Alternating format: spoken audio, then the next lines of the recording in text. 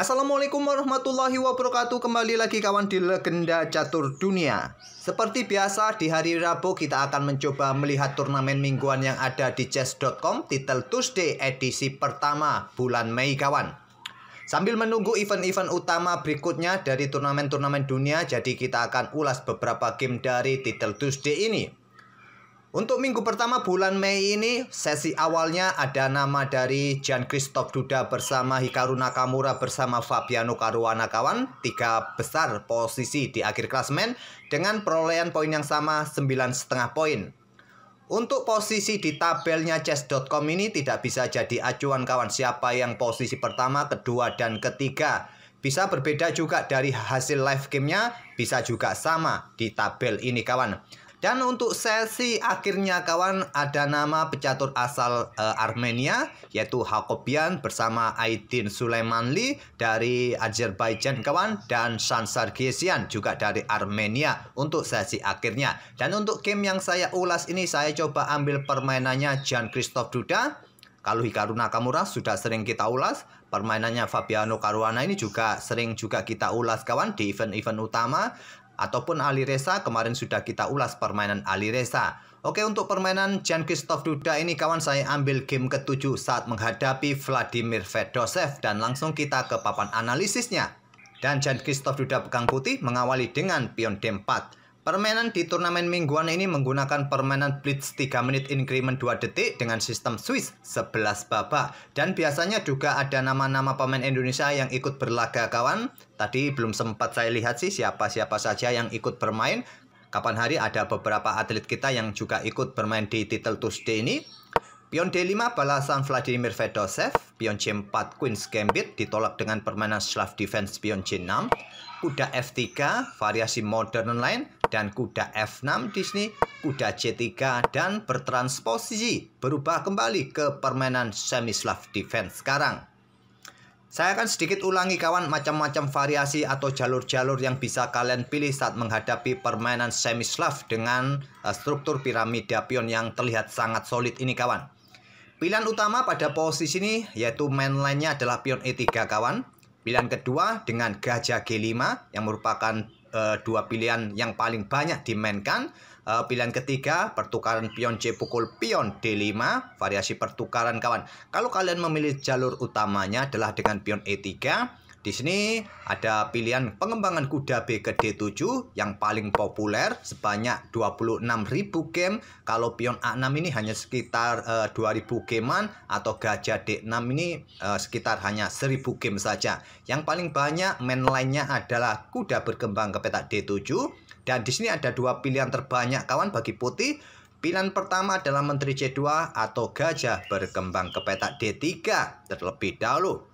Kita coba lihat menteri ke petak C2 terlebih dahulu. Hitam akan membalas dengan gajah D6. Dan di sini berlanjut dengan gajah D3.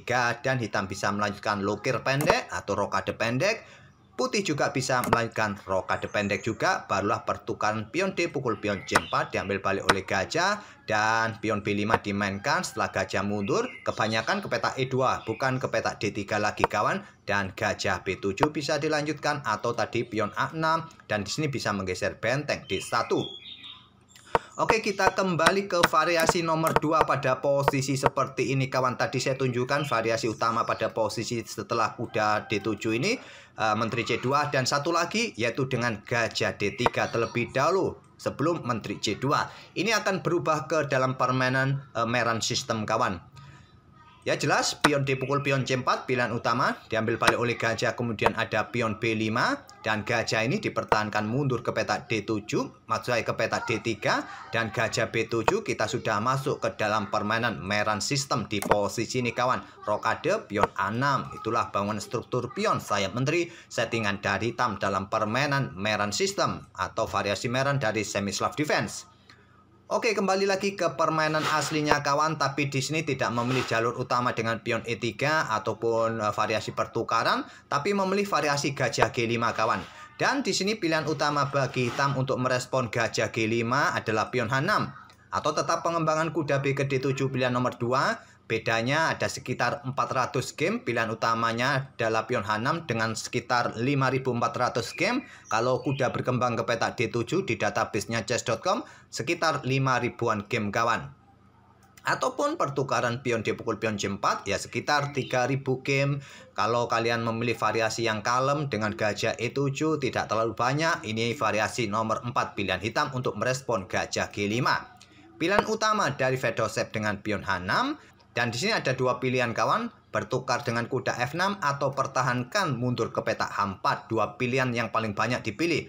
Yang paling banyak adalah pertukaran, ini yang dipilih oleh Jan Christoph Duda dan diambil balik oleh Menteri. Kalau kalian memilih untuk mempertahankan gajah mundur ke petak H4, tetap pressure kuda di sini kawan, maka pion akan pukul pion C4, memberikan tempat bagi pion E4 putih kawan, berharap bisa didorong. Oleh karena itu hitam pasti akan merespon dengan pion G5 terlebih dahulu, blokade, ancam gajah. Setelah gajah mundur ke petak G3, pion B5 akan dimainkan untuk perkuat posisi pionnya. Di sini gajah E2 kawan, berikutnya rokade dan gajah B7.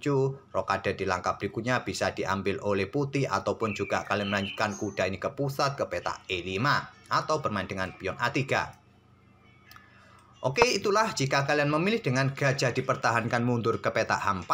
Tapi Duda memilih pertukaran langsung gajah sikat kuda F6. Diambil balik oleh Menteri, oleh Fedoshev. Kemudian di sini pion E3. Segera mengeluarkan gajah terangnya. Tidak melanjutkan baku hantam kawan, melanjutkan pengembangan kuda D7 terlebih dahulu. Lanjut Fedoshev. Gajah E2 tidak memberikan tempo bergerak ke petak D3 seperti ini kawan. Walaupun Stockfish pada posisi ini tidak juga menyarankan baku hantam pion, kemudian diikuti dengan pion B5. Stockfish menyarankan gajah D6 terlebih dahulu jika putih memainkan gajah D3. Tapi Jan Christoph Duda memilih gajahnya cukup ke petak E2 dan Menteri mundur kembali ke petak D8. Lanjut Fedoshev. Jan Christoph Duda rokade, gajah E7, kemudian Menteri juga keluar ke petak C2 untuk mengkoneksikan semua bentengnya kawan. Dan tahap pembukaan Jan Christoph Duda sudah selesai di langkah ke-10. Sudah rokade, menterinya sudah bergerak, semua perwira minornya juga sudah keluar, bentengnya sudah saling terkoneksi. Sedangkan hitam belum rokade, tapi selepas ini juga rokade, tapi masih ada masalah dengan pengembangan gajah terangnya kawan. Berarti tahap pembukaan Fedoshev sedikit tertunda atau terlambat. Pion A3 untuk dukungan pion B4-nya nanti mungkin pion-pion siap didorong untuk membuat permainan tertutup. Pion A6, pion B4, dan tidak melanjutkan pertukaran pion untuk sedikit membuka ruang kawan. Menurut Stockfish merupakan pilihan terbaik, tapi memilih dengan pion B6 memberikan tempat bagi gajahnya mungkin untuk segera berkembang. Dan benteng AB1 memperkuat lajur B-nya untuk memberikan serangan X-ray yang kemungkinan sudah dibaca oleh Jan Christoph Duda gajah B7 nanti. Gajah B7, pion C5 tantang Jan Christoph Duda, jika diterima nanti akan diambil balik, bentengnya mempunyai lajur B terbuka. Ditolak dengan pion B5 dan sekarang permainan di sisi Menteri ini mulai tertutup kawan. Walaupun kedepannya masih ada kesempatan untuk membukanya kembali. Pion A4 bisa dimainkan, pion A5 juga bisa dimainkan untuk membuka tantangan, membuka lajur-lajur di sisi kiri. Di sini pion E4 kembali menantang pertukaran agar permainan sedikit terbuka kembali kawan. Baik petak-petak gelap yang bisa diisi oleh Menteri reposisi nanti ataupun juga membuka diagonal terang bagi gajahnya di sini kawan, atau membuka permainan di petak pusat.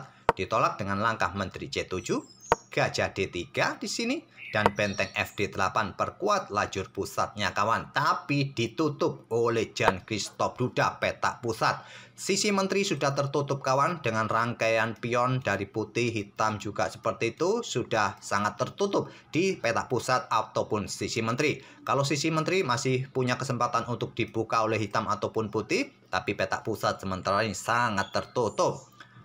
Ingin dibuka kembali oleh Vladimir Fedoshev dengan pion F6, menantang pertukaran agar diagonal ini kembali terbuka. Ditolak dengan benteng B bergeser ke E1, perkuat petak E5-nya.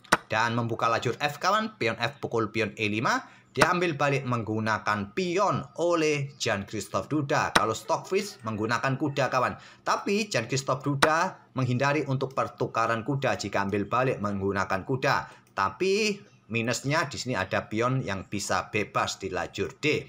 Tapi mungkin bisa juga nanti diblokade dengan kuda kawan. Di sini gajah mundur ke C8. Gajah ini sulit untuk keluar kawan. Lewat diagonal ini ada dua pionnya yang blokade diagonal terang panjang.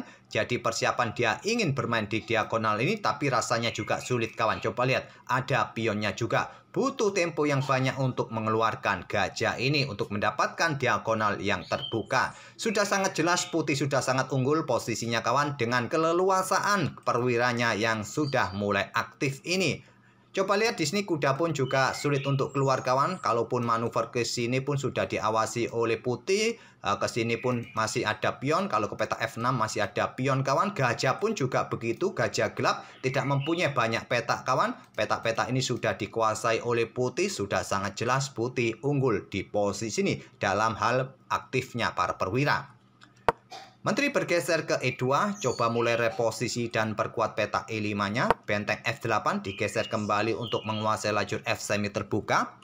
Kuda D4 coba tekan kedua pion ini menghentikan laju pion juga agar tetap tertutup kawan. Dan di sini karena sudah merasa posisinya sulit kawan untuk melangkahkan perwira-perwiranya, akhirnya Fedosep melakukan pengorbanan untuk merusak struktur pion putih untuk mendapatkan dua pion putih kawan. Dari pengorbanan kuda ambil pion C5.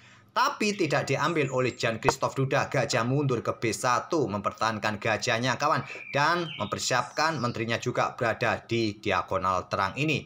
Taktik yang sangat bagus kawan.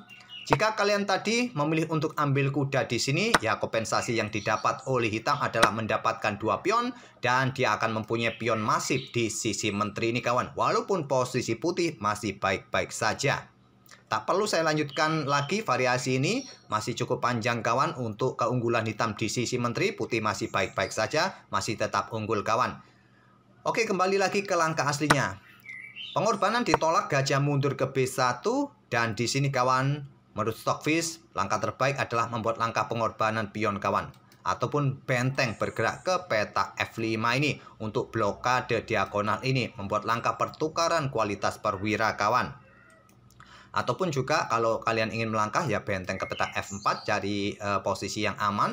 Tapi ancaman berikutnya sudah sangat jelas kawan. Menteri ini sudah siap untuk meluncur ke petak H7. Kalau kalian mencoba dengan benteng F7 nanti kalian buka dengan pion G5 untuk melakukan backup raja di petak G7 ataupun petak H7. Menteri akan tetap bergeser ke petak C2 untuk memberikan ancaman di sini. Dan di sini kawan, kalau kalian melangkah dengan pion G5 membuka ruang bagi benteng di sini ya di sini terlebih dahulu kuda akan diambil kawan. Barulah mulai diambil. Setelah mungkin diambil balik oleh gajah agar menteri bersama benteng bisa menjaga raja di sini. Menteri ini akan keluar ke petak G6 skak, blokade oleh benteng di sini. Menteri akan ke sini bisa skak juga kawan. Dan kalian tidak mempunyai pilihan yang bagus. Di sini gajah terpaksa mundur ke petak F8. Bisa dilanjut dengan langkah kuda ambil pion E6. Diambil oleh gajah, diambil balik oleh menteri skak. Raja bergeser ke petak H8. Satu-satunya cara yang bagus di sini, kalaupun kalian mencoba menantang pertukaran menteri kawan, maka bisa berlanjut dengan langkah menteri ambil pion C6. Hancur sudah posisi hitam. Kembali lagi ke langkah aslinya. Malah memilih kuda mundur ke B7 menghindari ancaman pion kawan. Tetap memberikan tempat bagi gajah di petak ini. Tidak kembali mundur ke petak D7. Sama saja kawan. Menteri bergeser ke C2. Awas ada ancaman di sini. Dan di sini benteng bergerak ke F4. Menteri H7 skak.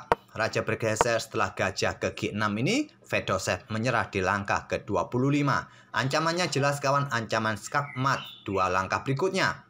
Menteri bergerak ke sini pun sudah skak mat kawan. Andai saja kalian memberikan ruang bagi raja bergerak ke petak gelap nanti. Ambil contoh bergerak ke petak G5 kawan. Ambil contoh seperti itu. Tetap kawan ancamannya ancaman skak mat seperti ini kawan. Skak mat sudah. Ada pion di sini sudah tidak bisa lagi raja bergerak ke petak gelap. Sudah tidak bisa dihentikan lagi kawan ancaman skak mat di sini. Oke, itulah kawan permainan Jan Christoph Duda di Title Tuesday minggu pertama bulan Mei ini kawan. Bersama Hikaru Nakamura dan Caruana mendapatkan 9,5 poin di sesi awal. Semoga permainan dalam tema semi slav defense tadi dengan ide-ide yang admin tunjukkan di mainline ataupun jalur sampingan bisa menjadi bahan referensi kalian kawan. Dan kita akan bertemu di video-video berikutnya. Terima kasih. Wassalamualaikum warahmatullahi wabarakatuh.